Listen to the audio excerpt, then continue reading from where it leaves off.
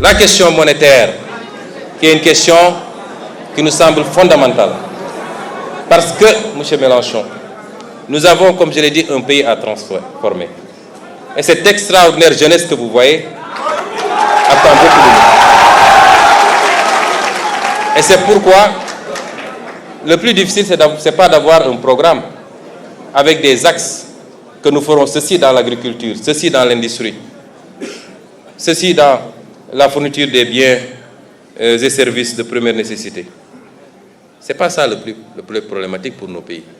Le plus difficile, c'est d'aller chercher les moyens là où ils sont. Et nos moyens sont énormes, mais ils nous échappent. Et nous allons les chercher là où ils sont.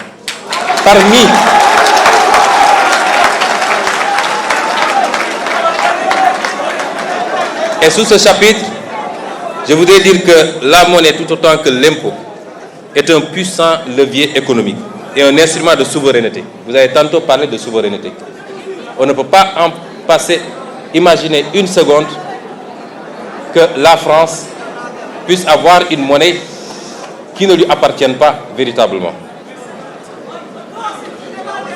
Aucun État digne de ce nom ne doit sous-traiter sa monnaie. Et en guise d'exemple, le général de Gaulle, qu'il avait si bien compris qu'à la veille du débarquement de Normandie, lorsque Winston Churchill lui fit part de l'intention des Américains d'imposer à la France, après la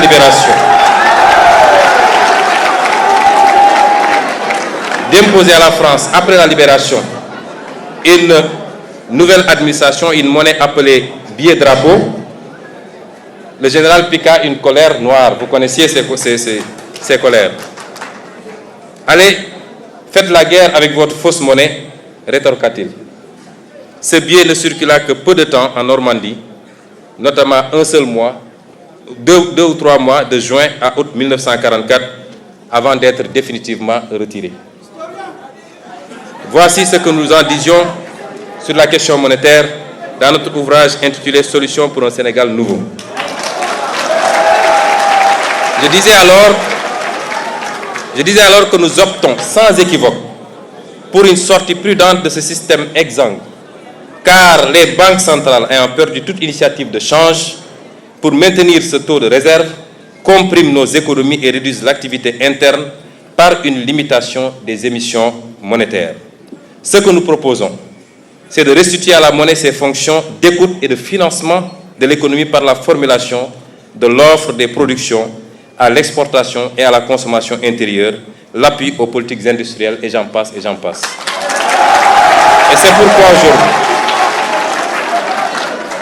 c'est pourquoi aujourd'hui, dans notre option de renforcer notre marché financier national par divers leviers, parmi lesquels des investisseurs étrangers qui acceptent de combler notre déficit d'épargne pour partie en monnaie locale. Imaginez-vous que les pays africains s'endettent en devises étrangères et donc sont exposés aux fluctuations du marché. Aucun pays africain presque ne peut s'endetter en devises locales.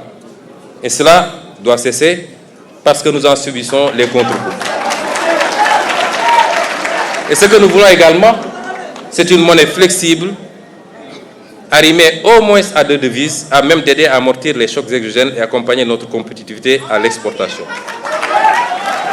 Je ne pourrais pas faire tous les développements sur la question monétaire, mais si j'en parle, c'est que à chaque fois qu'un homme politique africain soulève la question monétaire, il devient le diable incarné.